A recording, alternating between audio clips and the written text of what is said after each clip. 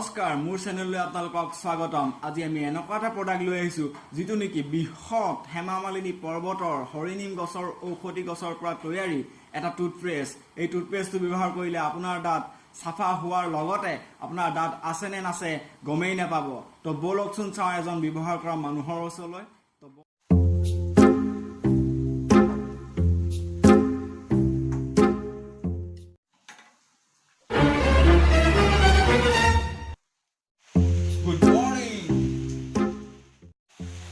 আপুনি আমাৰ টুথপেষ্টটো ব্যৱহাৰ কৰে নে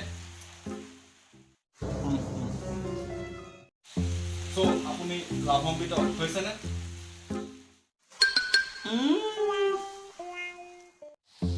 নেতে এবাৰ আপুনি কেমেৰা দাগিটা দেখাই দিব নো